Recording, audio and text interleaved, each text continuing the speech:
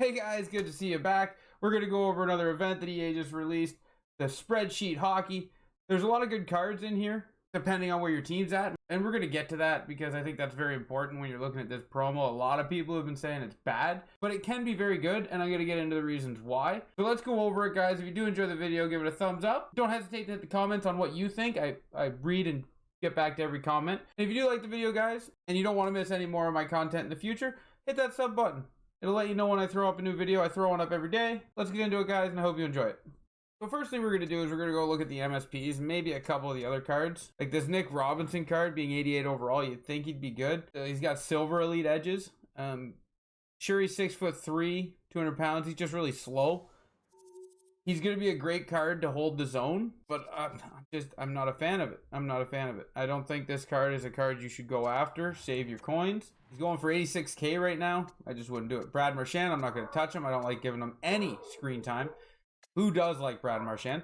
Erik Karlsson will be the next card and the only other non-MSP card I talk about. Coming in with Protector, I think Protector is a very good synergy to have on your defenseman, giving +2 to defensive awareness, +2 to body check, +3 to shot blocking, and then you got accuracy and balance. I think Protector is very good synergy to have on your defenseman. So when you get it on a speedy defenseman like Erik Karlsson at 90-90, 6 foot, 190 pounds, I think Erik Karlsson's a very good card. It would honestly depend for me what he's going for.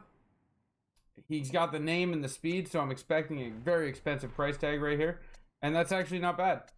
70K is not bad. 40K, you might be able to get it there. 70K is still a little steep. I would let that, come down a little more in price. Let's get into the MSPs, guys. We're going to start with William Karlsson, a.k.a. Wild Bill, the man himself. Great Corsi numbers, apparently. I don't watch a lot of Vegas games, guys. He has elite edges, silver.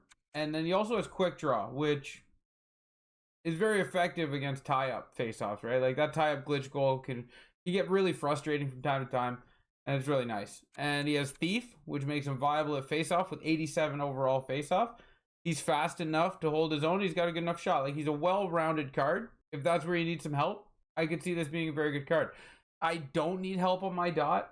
My team is very stacked, as most people's probably is from what I'm seeing at this time with team builders and how we just got a lot of 88s and 89s and free 88s and free 89s, to where I don't think a lot of people are going to be using this program that much.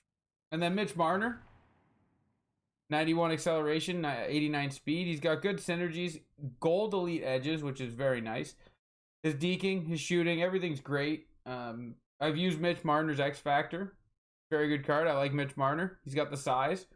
And he's got the speed with good synergies. So that all matters. Those two are going to be the only two I recommend.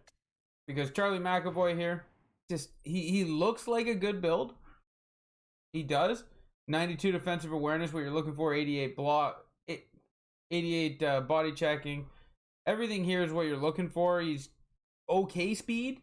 But like you could get the Erik Karlsson and be just as happy at an 86. His synergies aren't the best. His abilities aren't the best. So I'm going to say Charlie McAvoy for me would be an avoid. UC Saros, we don't even need to touch on that. He's a goalie. I don't recommend investing in building any of your goalies. If you were around for a couple, like my first couple episodes this year, it was Markstrom. Take the X Factor Markstrom. Ride him out as long as you can, right? I'm going to ride that Markstrom all year, and this is a hard avoid for me. Just don't even need to worry about it. And then Jacob Slavin, left-handed defenseman, is a very diluted position. So you need everything to crack the squad, and he's just not going to cut it, right? He's not doing it. For me anyway. So Jacob Slavin, again, a hard pass for me. So that's going to be Marner and Karlsson. Now we're going to go over and look at the team. And we're going to see the situation that most people are probably in that makes this event not as desirable. So here we go. We're going to start with Wild Bill, for instance. We're not taking Matthews or Jokinen away for William Karlsson. Jared McCann, we already got him. So why invest?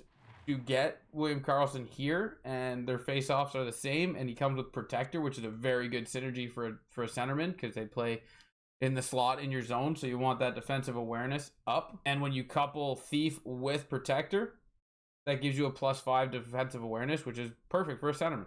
So Jared McCann's not going anywhere. And then Big Boy Joe. Big Boy Joe comes in at 93 faceoff.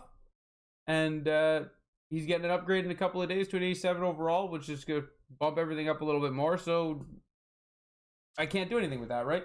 So William Karlsson, one of the only 2 players I'd want out of this week, can't go on my team, so it's a wash for me. And then we're going to go to Marner.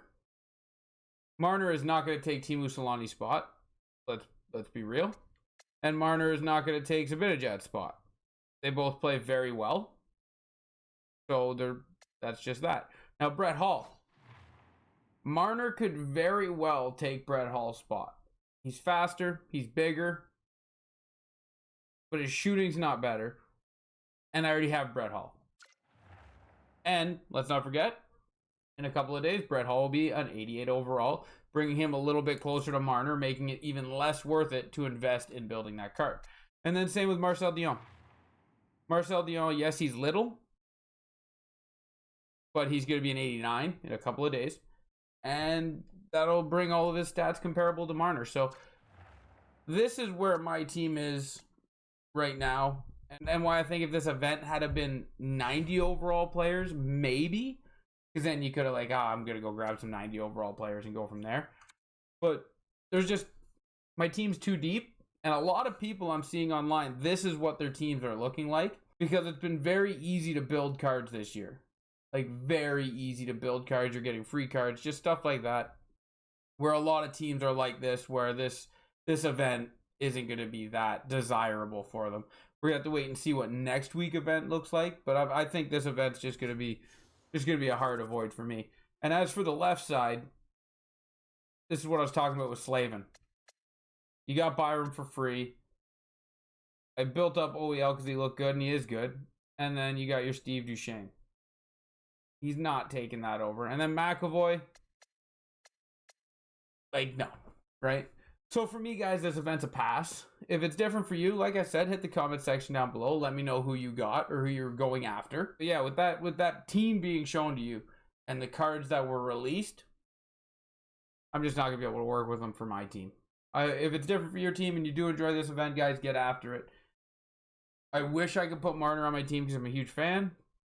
But it's just none of those players would be good enough to warrant investing into them and not being because I got non-tradables all over my team because of how this year's set up. So it's not worth it, right? But I hope you guys enjoyed the video. And if you did, give it a thumbs up. And I'll catch you next time. Ciao, ciao.